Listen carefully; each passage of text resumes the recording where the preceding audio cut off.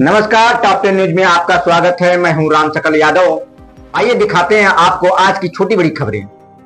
आजमगढ़ जिले से खबर है, जहां समाजवादी पार्टी के फंटल संगठनों ने सोमवार को पार्टी कार्यालय से कलेक्ट्रेट तक सांकेतिक पैदल मार्च निकाला। प्रदर्शनकारियों ने अयोध्या राम मंदिर चंदा घोटाले की निष्पक्ष जांच की मांग की। उन्होंने गिरती शिक्षा व्यवस्था और महिलाओं के खिलाफ बढ़ते उत्पीड़न के मामलों पर सरकार को घेरा।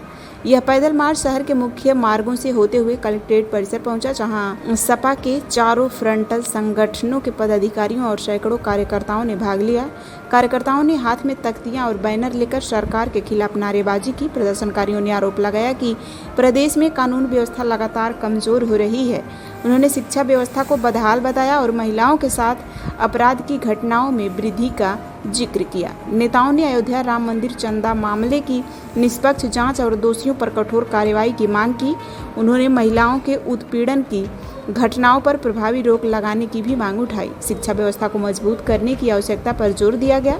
जन समस्याओं के त्वरित समाधान की मांग भी की गई और प्रदर्शन के दौरान यह भी मांग किया गया कि राम मंदिर चंदा घोटाले की निष्पक्ष जांच की जाए, दोषियों के खिलाफ कठोर कार्रवाई सुनिश्चित हो, महिलाओं के उत्पीड़न की घटनाओं पर प्रभावी रोक लगाई जाए, प्रदेश की शिक्षा व्यवस्था को तत्काल मजबूत किया जाए। प्रदर्शन के बाद एक प्रतिनिधिमंडल ने प्रशासनिक अधिकारियों को ज्ञापन भी सौंपा।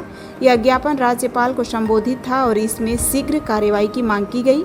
इस मौके पर समाजवादी अधिवक्ता सभा के अध्यक्ष जयवीर यादव, महासचिव ब्रिजलाल यादव, जिला सचिव लालजीत यादव, क्रांतिकारी अरविंद यादव, मोहम्मद मेहंदी और प्रदेश सचिव महेंद्र यादव उपस्थित रहे। देते हुए आज का धरना किस बात पे लेके आप लोगों ने दिया था? मैं आशीष यादव, राष्ट्रीय सचिव लोहिया वाहिनी। आज जनपद आजमगढ़ में हम लोग बढ़ती महंगाई, बेरोजगारी और मूल जो आज के समय में सबकी धार्मिक भावनाएं कहीं ना कहीं आहत हो रही है चंदा चोरी के माध्यम से, हम लोग आज उसी को लेकर के सारे आजमगढ़ जनपद के यूथ फ्रंटल के सारे संगठन के अध्यक्ष और सारे पदाधिकारी, राष्ट्रीय प्रदेश के सारे पदाधिकारी जो यूथ के थे, सभी लोग माननीय राज्यपाल महोदया को और ज्ञापन देने गए थे। सांकेतिक रूप से हम लोगों का धरना प्रदर्शन था, जिसमें पुलिस ने बर्बरता के साथ हम नौजवानों के साथ दुर्व्यवहार किया है। किस तरह का व्यवहार पुलिस द्वारा किया गया है और क्या ये लगता है कि विपक्षी लोग जब भी आवाज उठाते हैं किस तरह का व्यवहार देखा जा रहा है? बिल्कुल, अभी 2 दिन पहले की बात है, इसी जनपद में वहीं कलेक्ट्रेट चौराहे के पास केवल 4 की संख्या में कुछ लोग थे और वो हमारे लोकप्रिय सांसद का पुतला फूंकने का काम किए। तब ये उत्तर प्रदेश की पुलिस और ये आजमगढ़ के कप्तान साहब कहाँ थे, क्यों नहीं उस पर संज्ञान लिए? और आज हम लोग सांकेतिक धरना प्रदर्शन करने गए थे। हम लोगों का न कोई ये मूल था कि हम न किसी का पुतला फूंकने गए थे, न कुछ करने गए थे।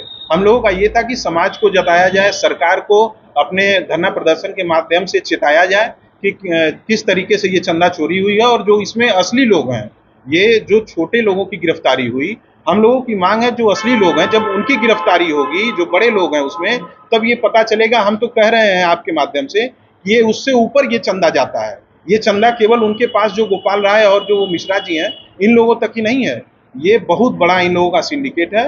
ये मंदिर के नाम पे ये लूट रहे हैं समाज को। क्या चाहते हैं, कार्रवाई क्या होनी चाहिए आप लोगों को? हम लोगों की यही मांग है कि इसमें उचित कार्रवाई हो, जो लोग इसमें दोषी हैं उनके ऊपर सख्त से सख्त कार्रवाई हो, क्योंकि ये धार्मिक मामला है।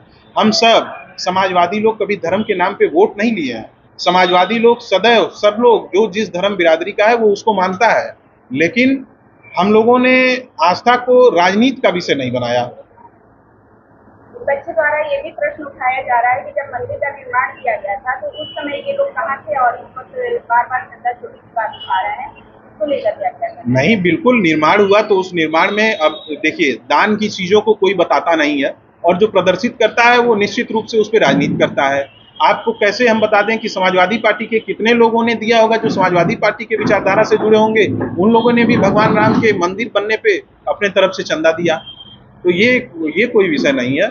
और प्रतीक को भी लेकर के बार-बार अगर गलत होगा तो मेरे पत्रकार साथी, विपक्ष का क्या उद्देश्य क्या होता है? विपक्ष की क्या वो है जवाबदेही है जनता के बीच में कि वो जो हो रही है प्रदेश में भ्रष्टाचार, गलत जो दुरुपयोग हो रहा है, जो नौजवानों के साथ शोषण हो रहा है, उस पर आवाज उठाए। और आप कहीं ना कहीं पुलिस के माध्यम से, पुलिसिया उत्पीड़न के माध्यम से आप अगर हम लोगों को रोकेंगे तो ये कतई बर्दाश्त करने वाली बात नहीं है। और इस तरीके से महिलाओं के साथ जो व्यवहार किया गया है, बिल्कुल एकदम ये शर्मनाक है। ये भारत के इस लोकतांत्रिक देश में इस तरीके की चीजें बिल्कुल बर्दाश्त से बाहर की चीजें हैं। ये कहीं ना कहीं तानाशाही रवैया को दिखाती है। हमारी बहन बेटियों के साथ यही नहीं, जंतर मंतर से लेके तमाम हर जगहों पे आप लोग देखे ही हैं। इस तरह से कोई अन्याय जारी रहेगा तो आप क्या करेंगे? बस एक बार मीटिंग कर दिया और एक बार हो आप लोग भी कहीं ना कहीं छात्र जुड़े हुए हैं, इस पर आप लोगों का अगला कदम क्या होगा अगर यूनिवर्सिटी गिराई जाती है?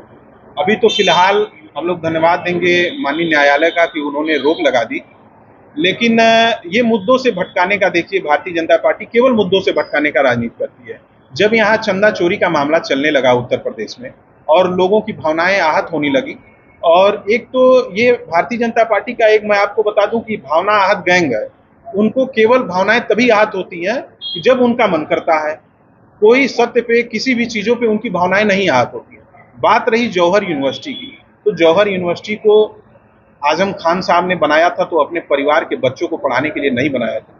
उन्होंने अच्छी तालीम के लिए बनाया था, उस गरीब, उस रिक्शे चलाने वाले बच्चों के लिए, उस रिक्शे चलाने वाले गार्जियन के बच्चों के लिए, कि जिनको अगर बड़े बाप का बेटा जाके किसी बड़ी यूनिवर्सिटी में पढ़ता है तो बिना पैसा दिए जा करके उनके यूनिवर्सिटी में एक गरीब का भी बच्चा पढ़ सके। तो उस पर बहुत ही व्यापक तरीके से आंदोलन होगा, और इस तरीके का कोई काम, अभी तो हम धन्यवाद देंगे माननीय न्यायालय का कि उन्होंने इसको रोक लगा दी है। भी सुविधाएं उपलब्ध हैं। यहाँ sports, horse riding, dance classes जैसी यूजफुल एक्टिविटीज तो होती ही हैं, साथ ही लाइब्रेरी, म्यूजिक और आर्ट एंड क्राफ्ट के थ्रू भी बच्चों की क्रिएटिविटी को स्पेशली बढ़ावा दिया जाता है। बच्चों को तकनीकी दुनिया से जोड़े रखने के लिए स्मार्ट क्लासेस, रोबोटिक्स और कंप्यूटर लैब्स उपलब्ध हैं। छोटे बच्चों के लिए अलग से प्ले सेट एरिया है और एक्टिविटी रूम की व्यवस्था है। सर्वोदय स्कूल में बड़ी क्रिकेट एकेडमी के साथ ही हेल्थ और वेलफेयर क्लब भी है, जहां पर बच्चों को सेहतमंद और खुश रखने की पूरी कोशिश की जाती है। 6th क्लास से गर्ल्स के लिए सेपरेट क्लासेस और बिल्कुल सुरक्षित स्कूल बस सर्विसेज, वो भी GPS के साथ सभी रूट्स के लिए अवेलेबल है।